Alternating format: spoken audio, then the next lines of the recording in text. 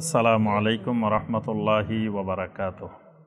আলহামদুলিল্লাহি ওয়াহদা ওয়াসসালাতু ওয়াসসালামু আলা মান লা নাবিয়্যা বা'দা ওয়া আলা আলিহি ওয়া সাহবিহি ওয়া মাওয়ালা। এক নম্বর কি বলছি? ফিতরত। ফিতরত ফিতরত মানে স্বভাবজাত বিষয়, স্বভাবগত। স্বভাবগত ফিতরত মানে স্বভাবগত। প্রত্যেক মানুষের ভিতরে আল্লাহ দিয়ে দিছে, এটা যেটার আমরা ন্যাচারালি বলি, স্বভাবগত বলি, অভ্যাসগত বলি। প্রত্যেক মানুষের ভিতরে আল্লাহ সুবহানাহু ওয়া তাআলা রবকে চিনার জন্য যা দরকার এগুলো দিয়ে দিছে। এজন্য আল্লাহ পাক সূরা আর-রুমের 30 নম্বর আয়াতে বলছেন, ফিতরাতাল্লাহিল্লাতী ফাতারান নাস আলাইহা। প্রত্যেকটা মানুষকে আল্লাহ যখন সৃষ্টি করেছেন তখন তার ভিতরে আল্লাহ ফিতরত দিয়েছেন। মানুষের মায়ের পেটে রূহ আসে কতদিন পরে? জি 120 দিন পরে। সবাই দেখি ছেলে মেয়ে হয়েছে, সবাই মুরব্বী, কয়দিন পরে রূহ আসে এটা যদি না জানেন কেমনে হয়? কতদিন পরে রূহ আসে? যারা এখনো বিয়ে করে নাই হেরা বা জানলো না, যাদের ছেলে মেয়ে হয়েছে, দাদা হয়ে গেছে, নানা হয়ে গেছে, তাও যদি কতদিন পরে রূহ আসে? জি 80 থেকে 90। 80 থেকে 90 দিনের ভিতরে রূহ আসে। এজন্য মনে রাখবেন, রূহ আসার আগে সন্তান মারা যাওয়া, রূহ আসার পরে সন্তান মারা যাওয়া, শরীরে অনেক হুকুম আকাম আছে। তো এখানে 80 থেকে 90 দিনের ভিতরে সন্তানের কি আসে? রূহ আসে। তো রূহটা কি? রূহটা হলো আল্লাহর ফুৎকার। হ্যাঁ, আল্লাহর ফুৎকার, নাফখাতুল্লাহ, অর্ডার। কুলির রূহু মিন আমরি রাব্বি, আল্লাহর একটা আদেশ। এই আদেশটা আল্লাহ যখন দেন, ফুৎকারটা যখন দেন, তখন এই ফুৎকারের সাথে বান্দার ভিতরে তাওহীদও ঢুকে যায়। এটার নাম ফিতরত। মানে খালি রূহ আসে না, রূহের সাথে সাথে কি আসে? ফিতরত মানে ঈমানও আসে, তাওহীদও আসে। এজন্য নবী সাল্লাল্লাহু আলাইহি ওয়াসাল্লাম ওই ফিতরতের ব্যাখ্যা করে বলছেন, কুল্লু মাউলুদিন ইউলাদু আলাল ফিতরা। প্রত্যেকটা মানব শিশু ফিতরতের উপরে জন্মগ্রহণ করে, মানে ইসলামের উপরে জন্মগ্রহণ করে। এজন্য সে কাফেরের ঘরে, মুশরিকের ঘরে হইলেও কিন্তু সে ঈমানদার। বাচ্চাটা ঈমানদার, শিশুটা কিন্তু ঈমানদার, ঈমান নিয়ে জন্মগ্রহণ করছে। পরে সে কাফের হয়েছে, মুশরিক হয়েছে, কিন্তু জন্মের সময় কি সে মুসলিম, সে ঈমানদার। কারণ ওই যে আল্লাহ রূহটা দিচ্ছেন, রূহের সাথে সাথে আল্লাহ ঈমানও দিয়ে দিচ্ছেন। এটাকে বলা হয় ফিতরত। এজন্য শিশুটা দুনিয়াতে আসার সময় আগে মাথা আসে, আগে পা আসে না। আগে মাথাটা জমিনে দিয়ে আল্লাহকে সেজদা করে, তারপরে দুনিয়াতে আসে। যারা এই বিষয় সম্পর্কে জানেন তারা খেয়াল করলে, গভীরভাবে লক্ষ্য করলে দেখবেন, বাচ্চাটা, সন্তানটা সেজদারত অবস্থায় দুনিয়া আসে, মায়ের পেটে সেজদারত অবস্থায় থাকে। মাথাটা নিচু দিয়ে, হ্যাঁ, হাতগুলো সেজদার মধ্যে যেভাবে থাকে এইভাবে দিয়েই বাচ্চাটা দুনিয়াতে আসে। কারণ সে ফিতরত নিয়ে, তাওহীদ নিয়ে, ঈমান নিয়ে দুনিয়াতে আসতেছে। সে আল্লাহর জমিনে আসতেছে, আল্লাহকে সেজদা দেওয়া ছাড়া সে জমিনে ঢোকার পারমিশন নাই। আল্লাহর জমিনে ঢুকবে আবার আল্লাহকে সেজদা দিবে না, এইটা হতে পারে না। এই জন্য আল্লাহর জমিনে সে ফিতরত নিয়ে, ঈমান নিয়ে আসতেছে। তাহলে রবকে চেনার জন্য আল্লাহ একটা ফিতরত দিচ্ছেন। ওইগুলার আবার অনেক ব্যাখ্যা আছে, আমরা ব্যাখ্যা করলে এই রুবুবিয়ত নিয়ে সারা রাত চলে যাবে। মূল মূল বিষয়গুলো মনে রাখবেন। তারপরে 2 নম্বরে বলছে আকল। আল্লাহ প্রত্যেক বান্দাবান্দির ভিতরে একটা আকল দিয়ে দিচ্ছেন, একটা বিবেক, একটা আকল, একটা চেতনা বোধ, একটা অনুভূতি দিয়ে দিচ্ছেন। এই আকল দিয়ে চিন্তা করলে, ফিকির করলে বান্দা রবকে খুঁজে পাবে। এজন্য জুবাইর ইবনে মুতঈম রাদিয়াল্লাহু তাআলা আনহু তিনি বলেন যে, আমি অনেক সময় দূরে দাঁড়ায় দাঁড়ায় আল্লাহ রাসূল সাল্লাল্লাহু আলাইহি ওয়াসাল্লামের কোরআন তেলাওয়াত শুনতাম। মানে ইসলাম গ্রহণের আগে লুকায় লুকায় কোরআন তেলাওয়াত শুনতাম। যখন আল্লাহ রাসূল তেলাওয়াত করতো আমি দূরের থেকে চুপ করে মনোযোগ দিয়ে শুনতাম। তো একদিন নবী সাল্লাল্লাহু আলাইহি ওয়াসাল্লাম মাগরিবের সালাতে সূরা আত-তুর তেলাওয়াত করতেছিলেন। তো সূরা আত-তুর তেলাওয়াত করার সময় ওই সূরা আত-তুরের মধ্যেই আল্লাহ পাক প্রশ্ন করতেছেন যে, তারা কি নিজেরা নিজেরা সৃষ্টি হয়েছে নাকি তাদেরকে কেউ সৃষ্টি করেছে? এই আয়াতটা যখন তেলাওয়াত হচ্ছিল, তো জুবাইর ইবনে মুতঈম রাদিয়াল্লাহু তাআলা আনহু বলেন যে, কাদা কালবি আন ইয়াতীরা, তখন মনে হচ্ছিল আমার অন্তরটা আমার ভিতর থেকে ছিঁড়ে বের হয়ে যাবে। এবং ওয়াযালিকা আউয়ালু মা ওয়াকারাল ঈমানু ফি কলবি, এই আয়াতটা সর্বপ্রথম আমার অন্তরে ঈমান তৈরিতে, ঈমানের প্রতি উদ্বুদ্ধ করার জন্য ভূমিকা পালন করে। তাহলে ওনারা এই কোরআনের আয়াতটা কেন ভূমিকা পালন করলো? তার আকলে, এই আয়াতটার পরে তার আকলে নাড়া দিচ্ছে যে আসলে তো আমি নিজে সৃষ্টি হয়নি, আমার কেউ সৃষ্টি করছে না, আমার একজন রব আছেন, আমি যাদের ইবাদত করছি এরা তো আমরা সৃষ্টি করে নাই। এই আকলের মাধ্যমে আপনার অনুভূতি, আপনি দোয়া করতেছেন, দেখবেন যে কাফের মুশরিকও দোয়া করে, কাফের মুশরিকও মাঝে মাঝে বিপদে পড়লে কিছু পড়তে চায়, চাওয়ার পরে সে আবার পাইতেছে। তো এই দোয়াগুলা কে কবুল করতেছে, কে দিতেছে, এটা সে চিন্তা করলে তো হয়। তারপর চন্দ্র সূর্য তার চারিপাশে যা দেখতেছে এগুলো নিয়ে সে চিন্তা করলে তো আল্লাহকে রবকে খুঁজে পাবে। এই জন্য 2 নম্বরে দিচ্ছেন কি আকল, 3 নম্বরে আল্লাহ পাক রবকে খুঁজে পাওয়ার জন্য কিতাব দিচ্ছেন, যুগে যুগে কিতাব, আল্লাহর পক্ষ থেকে কিতাব দিচ্ছেন, কোরআন দিচ্ছেন। কোরআনের অর্ধেকের বেশি খালি রবের পরিচয়, কোরআনের আলোচ্য বিষয় অর্ধেকের বেশি আয়াত খালি রবের পরিচয়। 4 নম্বর নবী রাসূল দিচ্ছেন, খালি কিতাব দি বলেন না যে এটা পড়ি পড়ি বুঝো, কিতাবের সাথে রাসূলও দিচ্ছেন, কিতাব এটা বুঝাই দেওয়ার জন্য। তাহলে বান্দাকে 4 জিনিস দিয়ে রব চিনার জন্য আল্লাহ সাথে দিয়ে দিচ্ছেন।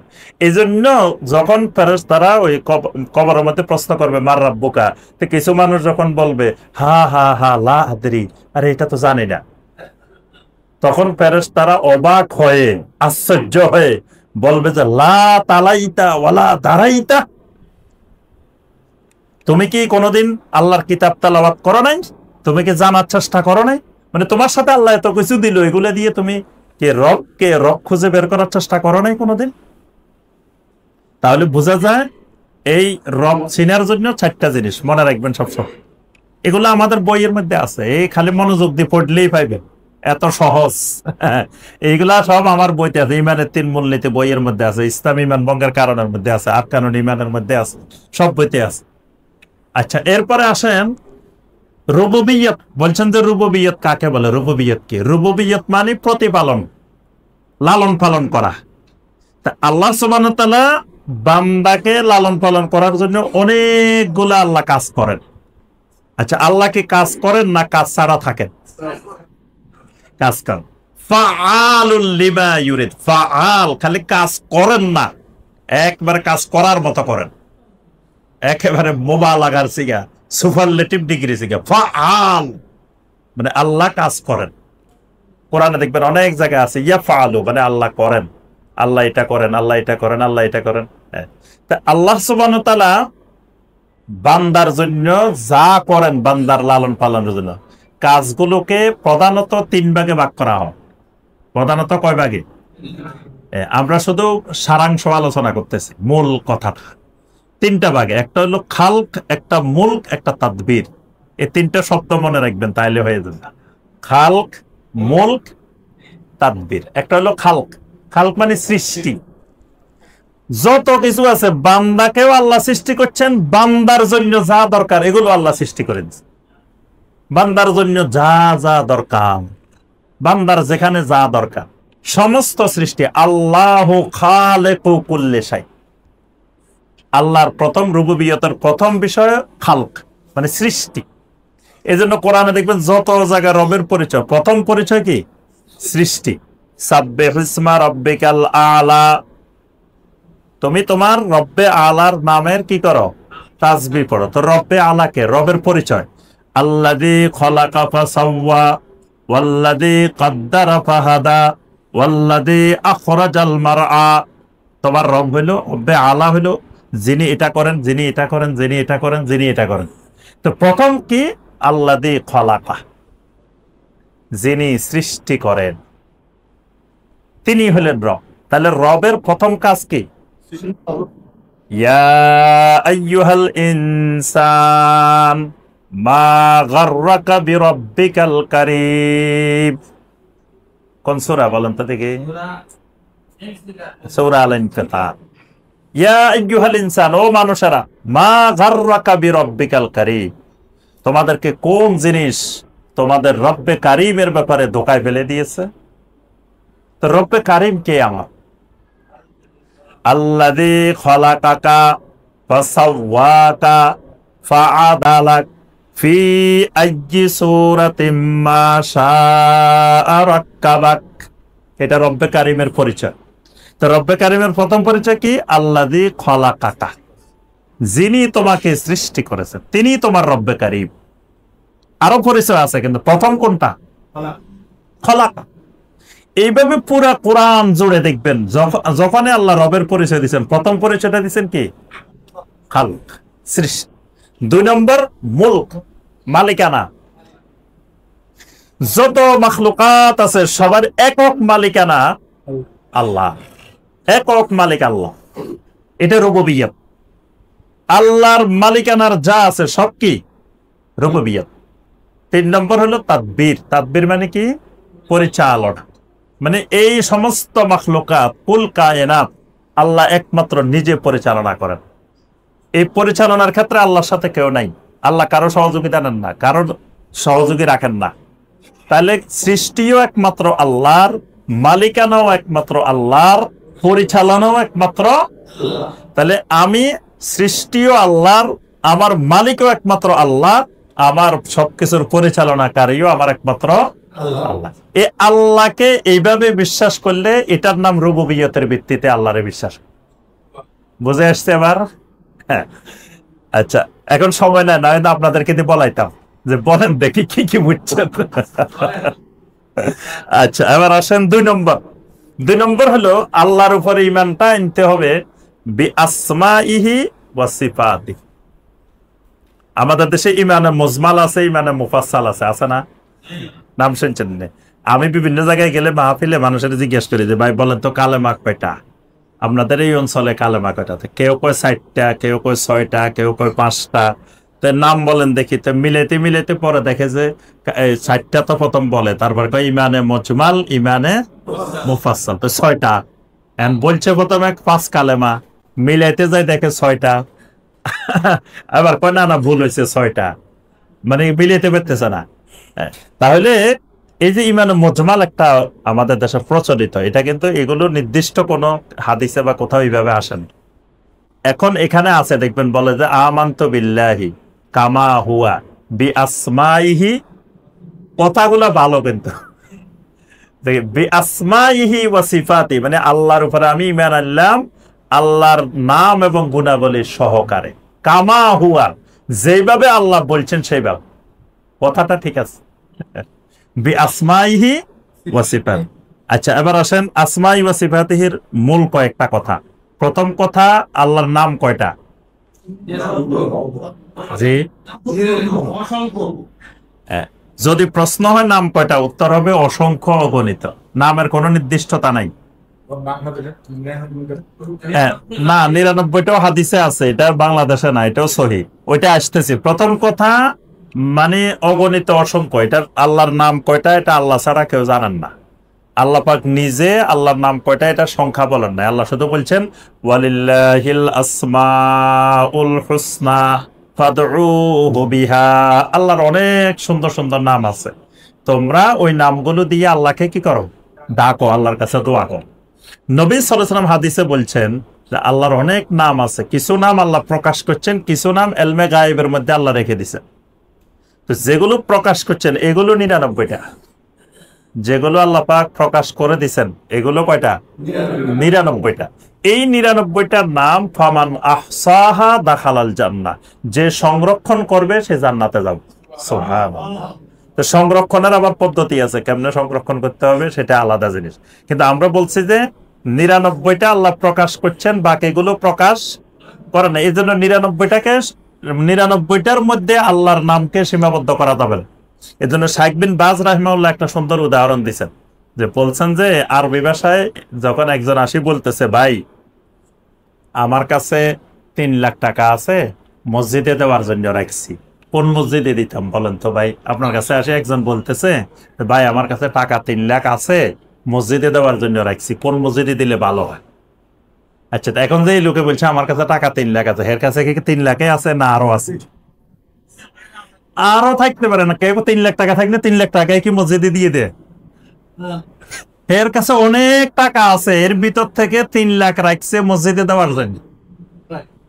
নবী সাল্লাল্লাহু আলাইহি ওয়াসাল্লাম যে হাদিসে বলেছেন আল্লাহর 99টা নাম আছে, তার অর্থ হলো নাম অসংখ্য, তবে এই 99টা আল্লাহ আমাদের কাছে প্রকাশ করছে। এখন সবগুলো প্রকাশ করলে অসুবিধা কি? জি, ওই যে পেন্সিল ব্যাটারি চিনেন তো? জি, ওগুলা কি বলে, ছোট ছোট ব্যাটারি, যেগুলা দেখেন ছোট ছোট ব্যাটারি আছে না? হ্যাঁ, তো এখন এই ব্যাটারির লাইট দিই যদি কোন যে এখান থেকে মারমু ভাটারা পর্যন্ত, নতুন বাজার পর্যন্ত দেখ কি সম্ভব? এখান থেকে গেট পর্যন্ত তো দেখবেন না। তাহলে আমাদের ব্রেনটা আল্লাহ সৃষ্টি করছেন, আল্লাহ জানেন এটা কোন ব্যাটারি, যিনি বানাইছে উনি ভালো করে জানেন না এটা কোন ব্যাটারি, কতটুকু এটার পাওয়ার, কতটুকু কি, এটা তো আল্লাহ আমাদের থেকে ভালো জানেন। যতটুকু আমাদের ধারণ করার ক্ষমতা আছে আল্লাহ রাব্বুল আলামিন ততটুকু জানাইছেন, এর অতিরিক্ত আল্লাহ আমাদেরকে জানেন। কোরআনে কারীম আল্লাহ এতটুকু ছোট্ট করে নাজিল করছে, আল্লাহ পাক চাইলে এটা 30 ভলিউম 40 ভলিউম নাজিল করতে পারতেন না? যে বিশাল কোরআন, মানে কোরআন আলগাইতেই 10 জন লাগতো, এরকম তো করলে আল্লাহ চাইলে পারতেন না? তা আল্লাহ পাক কেন ছোট্ট করছেন? যাতে আমরা এটা মুখস্থ করতে পারি, এটা ধারণ করতে পারি, এটা আমল করতে পারি, মানে আমাদের ধারণ ক্ষমতার আলোকে আল্লাহ পাক শরিয়া কিতাব সব নির্ধারণ করছে। তাহলে নামের ব্যাপারে আমরা জানলাম। আরেকটা হলো সিফাত। সিফাত মানে আল্লাহর গুণ। আল্লাহ সুবহানাহু ওয়া তাআলার অনেকগুলা গুণ আছে, নামও আছে, আবার কি আছে, গুণ আছে। গুণ দেখবেন যে কোরআনে হাদিসে অনেক জায়গায় আল্লাহর অনেকগুলো সিফাতের কথা উল্লেখ আছে। যেমন আল্লাহ প্রথম আকাশে অবতরণ করেন, প্রথম আকাশে শেষ রাত্রে কি করেন, অবতরণ করেন। এই যে অবতরণ করা, এটা আল্লাহর একটা সিফাত। আবার ওয়াজা রাব্বুকা ওয়াল মালাকু সাফফান সাফফা, কিয়ামতের দিন তো আপনার রব আসবেন, আশা আল্লাহর একটা সিফাত। তাহলে আশা, অবতরণ করা, তারপরে আরশের উপরে উঠা, এই উঠা, এগুলো আল্লাহর কি সিফাত। এটাও সিফাত। মাগফিরা, এগুলো আল্লাহর একটা সিফাত। এই যে কাজ করা বলছি, এটাও আল্লাহর সিফাত। ইচ্ছা করা, এরাদা করা, এটাও আল্লাহর সিফাত। অনেক সিফাত আছে। তো এখন এগুলোর ব্যাপারে একজন বান্দাকে 4টা জিনিস থেকে মুক্ত হয়ে আল্লাহকে বিশ্বাস করতে হবে। কয়টা জিনিস?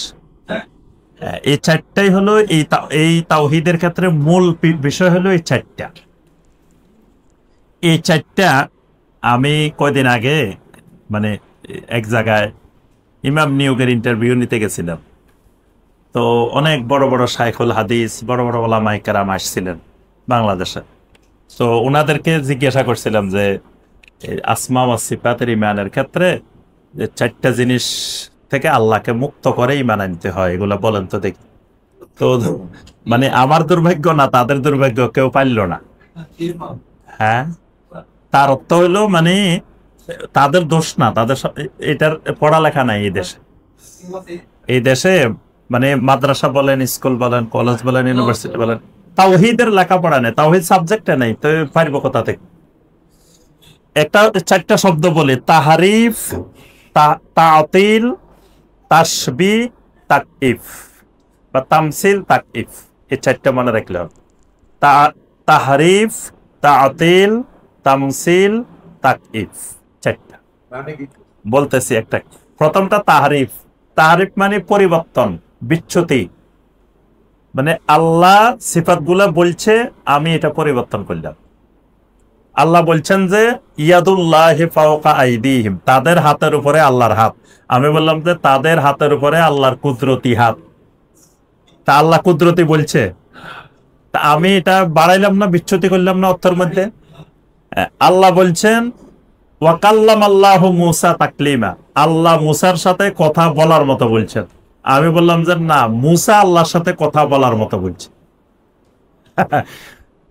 এইগুলো হলো তাহরিফ। তাহরিফ, তাহরিফ মানে বিচ্যুতি, পরিবর্তন। 2 নম্বর তাতিল। তাতিল মানে ছুটি ঘোষণা করা, ছুটি দিয়ে দেওয়া। যেমন শুক্রবারের আর ছুটির দিনের আরবিতে বলা হয় ইয়াউমুল উতলা, মানে ছুটির দিন। আল্লাহরে ছুটি দিয়ে দেওয়া। আল্লাহরে ছুটি দিয়ে দেওয়া মানে কি? মানে আল্লাহ সিফাতটা বলছে, আমি বললাম যে না না না, খবরদার, আল্লাহর ব্যাপারে এটা হইতে পারে। তা এখন আল্লাহ নিজে বলতেছেন এটা, যে এখন আমি যদি কই না এটা হইতে পারে না, যেমন আল্লাহর হাত বলছে আল্লাহ, বা আল্লাহর কবজা বলছেন, তা এখন আমি যদি কই না না না আল্লাহর কবজা হয় নাকি, তাহলে আল্লাহরে সিফাত মুক্ত করে দেওয়া, অস্বীকার করা। মানে অস্বীকার করার ধরন ভিন্ন রকম। এটা ধরনটা হইলো যে আল্লাহ বলছেন, আপনি কইতেছেন যে না এটা হইতে পারে না, আল্লাহর এরকম হইতে পারে না।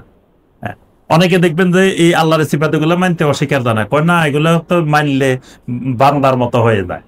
তো বান্দার মতো হয়ে যায় এটা তোমার কে বলছে?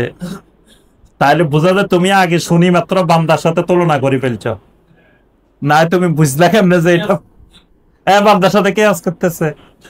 এই জন্য তাতিল করা যাবে না, তাহারিফ করা যাবে না, তাতিল করা যাবে না।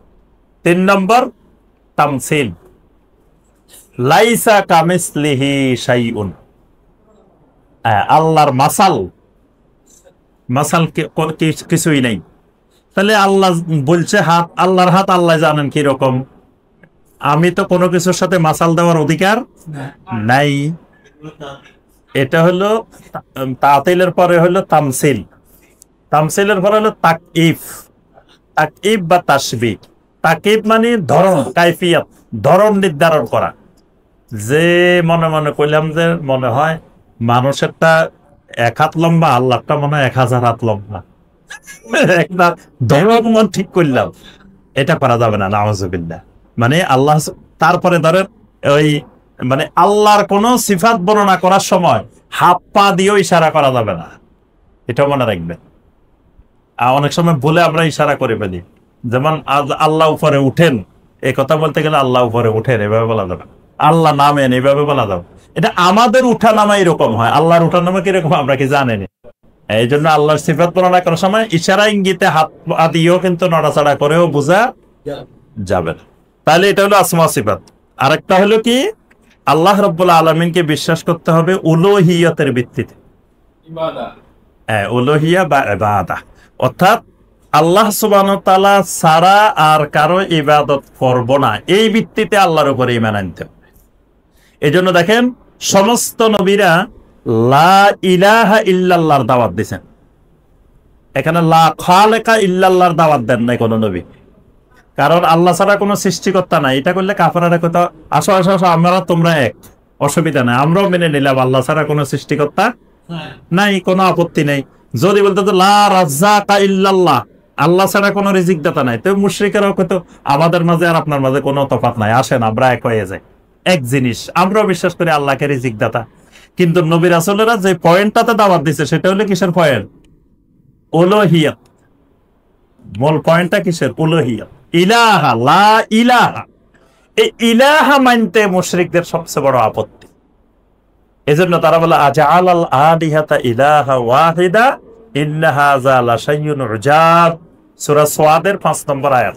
যে এটা কেমন মহা আশ্চর্যজনক কথা যে আমরা এক মাবুদ, এক ইলাহ নির্দিষ্ট করব, এটা কেমনে হয়? আমরা চিন্তা করতেছি ইলাহ বাড়ানোর জন্য, আর মুহাম্মদ সাল্লাল্লাহু আলাইহি ওয়াসাল্লাম এসে বলতেছে ইলাহ নাকি সব বাদ, 361 থেকে 360 বাদ, খালি একজন মানতে হবে। তো এটা তো মহা আশ্চর্যজনক কথা, কারণ আল্লাহর উপরে চাপ বেশি পড়ে যাবে। তাদের কথা হলো যে আল্লাহরে একটু কাজ হালকা করে দিচ্ছে, আল্লাহর কাজটাকে 360 জনের ভাগ করে দিচ্ছে। এখন মুহাম্মদ সাল্লাল্লাহু আলাইহি ওয়াসাল্লাম এসে বলতেছেন না 360 জন টোটালি বাদ, তো এখন এই 360 জনের কাজ আল্লাহর উপরে চলে যেতেছে না।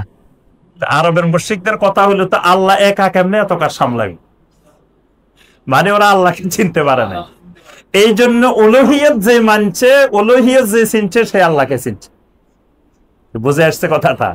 এই জন্য নবী রাসূলেরা এই শব্দটা দিয়ে দাওয়াত দিয়েছেন, লা ইলাহা, লা খালিকাও বলেন নাই, লা রাজ্জাকাও বলেন নাই, তারপরে অন্য লা হাকিমাও বলেন নাই, অন্য কোন শব্দ বলেন নাই। আল্লাহর এত নাম, কিন্তু কোন নাম দিয়ে দাওয়াত দেন নাই, দাওয়াতটা দিয়েছেন কি দিয়ে? উলুহিয়ত। তাহলে আমরা একেবারে সংক্ষেপে বুঝলাম যে আল্লাহর উপরে ঈমান বলতে কি বোঝায়। আর দ্বিতীয় পয়েন্টটা একটু বলে আমাদের শেষ।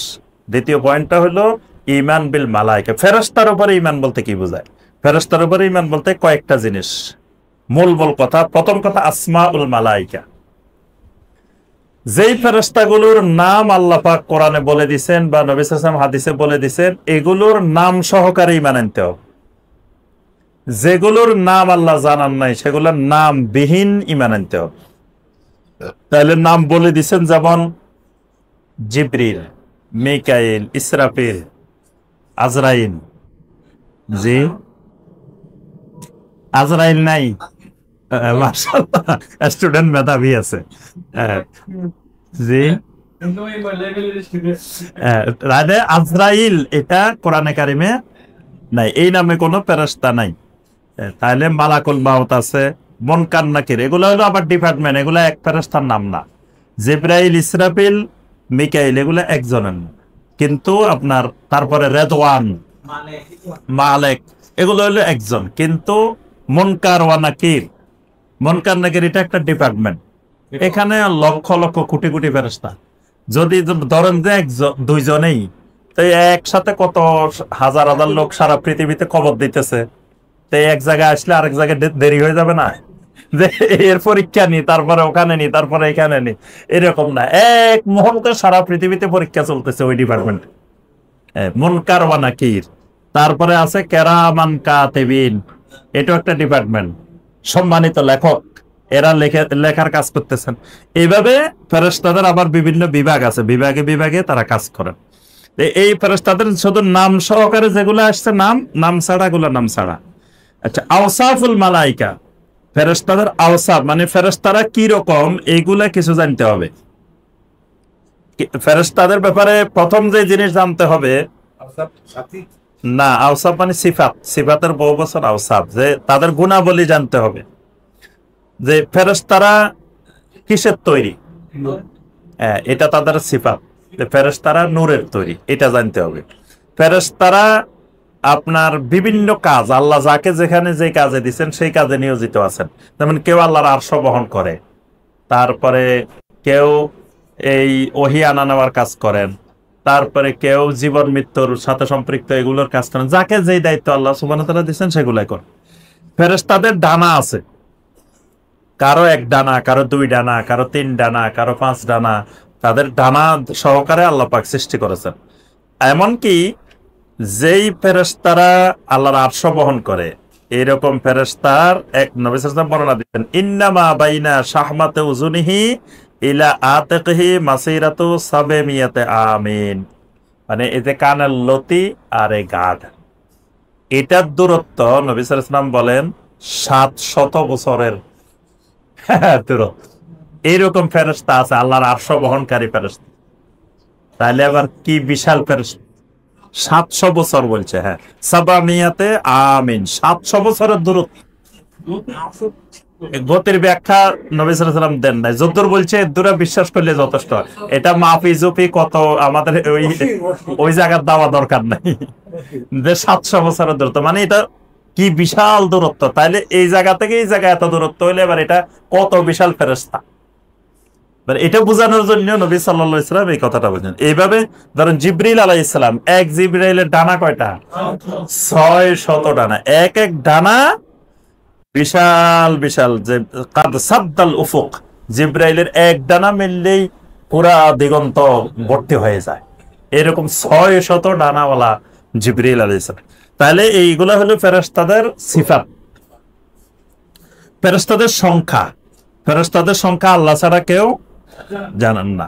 নবী আল্লাহ পাক স্পষ্ট বলেছেন, ওয়ামা ইয়ালামু জুনুদা রাব্বিকা ইল্লা হু। ফেরেশতাদের সংখ্যা আল্লাহ ছাড়া কেউ জানেন না। তবে নবী সাল্লাল্লাহু আলাইহি ওয়াসাল্লাম একটা ধারণা দিবেন যে মেরাজের রাত্রে নবী সাল্লাল্লাহু আলাইহি ওয়াসাল্লামকে বাইতুল মামুরে নেওয়া হলো, তখন দেখে যে ফেরেশতারা এখানে তাওয়াফ করতেছে। নবী সাল্লাল্লাহু আলাইহি ওয়াসাল্লাম জিজ্ঞেস করলেন, এরা কারা, এটা কি? বললেন যে এটা বাইতুল মামুর, এখানে প্রতিদিন 70,000 ফেরেশতা এই বাইতুল মামুরে প্রবেশ করে। যারা একবার এখান থেকে বাহির হয়, দ্বিতীয়বার এখানে ফিরে আসার সুযোগ পায় নাই। তাহলে প্রতিদিন যদি 70,000 হয়, এইভাবে করতে আছে কন্টিনিউ, আর একবার যে করছে দ্বিতীয়বার সুযোগ নেই, এবার কত কোটি কোটি ফেরেশতা আল্লাহ সুবহানাহু ওয়া তাআলার, এটা অগণিত। আচ্ছা, এরপরে হলো ফেরেশতাদের কাজকর্ম। ফেরেশতাদের কাজ কি? ফেরেশতাদের কাজ হইল লা ইয়াসুনাল্লাহ মা আমারাহুম ওয়া ইয়াফআলুনা মা ইউমার। তাদেরকে আল্লাহ যা করতে বলেন তাই করেন, তারা কখনো আল্লাহর কোনো নাফরমানি করেন না, এবং তারা মাখলুকের সাথে কোনো কথা বলেন না। মাখলুকের সাথে, মানুষের সাথে তারা মানে স্বাভাবিকভাবে কোনো কথাবার্তা বলেন না। শুধুমাত্র নবী রাসূলদের সাথে ফেরেশতারা কথা বলেন। নবী রাসূল ছাড়া দেখেন, জিবরিল আলাইহিস সালাম এতবার রাসূলের ঘরে আসছে, কোনদিন আম্মা জান আয়েশার সাথে কথা বলছে যে ভাবি কেমন আছেন? কোনদিন বলছে জিবরিল আলাইহিস সালাম? বরং নবী সাল্লাল্লাহু আলাইহি সাল্লামকে দিয়ে সালাম পাঠাইছে। খাদিজা রাদিয়াল্লাহু আনহার ব্যাপারে জিবরিল আলাইহিস সালাম বলেন, হাজিহি খাদিজা, এই যে আপনার দিকে আসতেছে উনি হলেন খাদিজা। মানে রাসূলকে জিবরাইল চিনাই দিতেছে, রাসূলের স্ত্রী চিনাই দিতেছেন কে? জিবরিল আলাইহিস সালাম। এই যে আসতেছে খাদিজা, খাদিজাকে বলে দেন যে আল্লাহ সুবহানাহু ওয়া তাআলা খাদিজাকে সালাম দিছেন। সুবহান আল্লাহ, ওই সালাম দিছেন। সুবহানাল্লাহ। তাহলে জিবরাইল সরাসরি কথা বলেন নাই। জিবরাইল কোনদিন আবু বকর রাদিয়াল্লাহু তাআলার সাথে কথা বলেন নাই। আমরা ছোটবেলায় এক ওয়াজ শুনতাম, আপনারা শুনছেন কিনা জানেন। কয়েকদিন জিবরাইল আলাইহিস সালাম আবু বকরের কাছে আইছে, আসি কয় বলেন তো জিবরাইল কোথায়? তা আবু বকর রাদিয়াল্লাহু তাআলা নাকি অনেকক্ষণ ধরে চিন্তা ভাবনা করছে, পরে বলতেছে না হয় আমি জিবরাইল তুমি জিবরাইল। কয় কেমনে জানলেন? কয় আমি পুরো আসমান জমিনে সব জায়গায় দেখছি, কোথাও জিবরাইল নাই, তাহলে আমি জিবরাইল না তুমি জিবরাইল। কত বড় ডাহা মিথ্যা কথা। ফেরেশতাদের কাম গরজ নাই, খালি রাস্তা রাস্তায় ঘুরিমা। ফেরেশতারা কোন মানুষের সাথে কথা বলেন না। যদি মানুষের সাথে কথা বলতে তাহলে আবু বকর রাদিয়াল্লাহু তাআলা, ওমর রাদিয়াল্লাহু তাআলা, সাহাবায়ে কেরামের সাথে কথা বলতেন। ফেরেশতারা শুধু নবী রাসূল ছাড়া কারোর সাথে কথা বলেন না।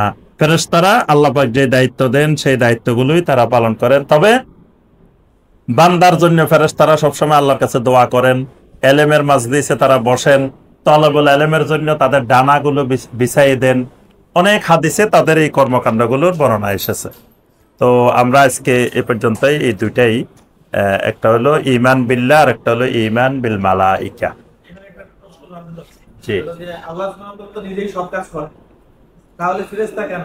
ফেরেশতারা কি নিজেদের সিদ্ধান্তে কোনো কাজ করেন না? প্রথম কথা, ফেরেশতারা মানে আল্লাহ সুবহানাহু ওয়া তাআলা কাউকে কাজ করার ক্ষমতাও দেন না।